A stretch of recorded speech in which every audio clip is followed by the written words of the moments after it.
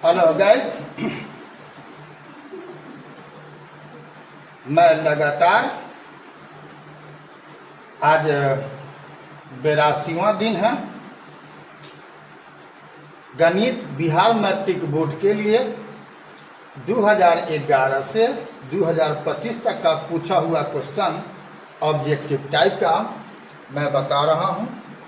Question number 1 है जो Bihar matric board 2025 यानी गत साल पूछे हुए हैं। यदि जीवा AB वृत्त के केंद्र पर 50 डिग्री का कोण अंतरित करता है तो A और B बिंदुओं पर खींची गई स्पर्श रेखाओं के बीच का कोण कहाँ है? बीच का कोण है, 4 ऑप्शन है, चुनना है। तो अब जैसा कि चित्र देख रहे हो, जैसा प्रश्न बोल रहा है वैसा बन गया। तो ये है A और B जो जीवा है और इसी पर स्पर्श रेखा खींचा गया है। तो बोलता है कि इस दोनों रेखा के बीच का कोण कितना है, जबकि ये कोण 50 है। तो त्रिज्या स्पर्श रेखा के स्पर्श बिंदु पर लंब होती है, तो ये कोण 90 हो गया, ये कोण 90 हो गया। तो फिर आप जानो चतुर्भुज के चारों कोणों का योग 180 360 होता है। तो ये 90 90 180 हो गया। तो अब ये दोनों कोण भी मिलके 180 पूर्ण है, तो ये 50 होगा, तो कितना होगा, 130 होगा। ठीक है, अगला सवाल देखते हैं।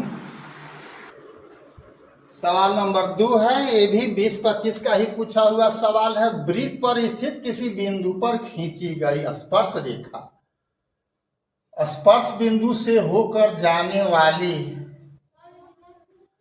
त्रिज्या से कौन सा कोण बनाती है? तो उत्तर होगा 90 डिग्री। ठीक है, अगला सवाल देखते हैं। सवाल नंबर 3 है, ये बिहार मैट्रिक बोर्ड 2024 का सवाल है। किसी वृत्त की 2 समांतर रेखाओं के बीच की दूरी 10 cm है, तो वृत्त की त्रिज्या होगी क्या होगी? 5 cm होगी। 2 समांतर रेखा है, उसके अंदर वृत्त है, तो इसके बीच का दूरी अगर 10 है तो ये व्यास हो गया, तो त्रिज्या कितना होगा? 5 होगा। ठीक है, अगला सवाल देखते हैं। क्वेश्चन नंबर 4 है, किसी वृत्त की 2 समांतर स्पर्श रेखाओं के बीच की दूरी क्या होगी, जबकि वृत्त की त्रिज्या 6 cm है। तो यहाँ पर ये 6 दिया हुआ, तो ये दूरी कितना? 6 6 12 हो जाएगा, यानी व्यास।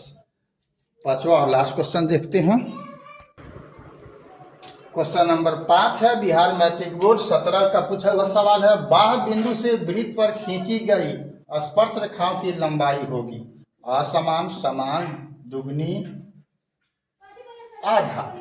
तो आंसर होगा समान होता है। ठीक है, अभी तक फेसबुक और इंस्टाग्राम पर BKR कुशवाहा प्रोफाइल को आपने फॉलो नहीं किया है तो फॉलो कर देना है, और यूट्यूब पर सब्सक्राइब नहीं किया है तो बेल दबा करके सब्सक्राइब कर देना है। फिर मिलती है अगला वीडियो में, तब तक के लिए जय हिंद, जय जगत, जय भारत।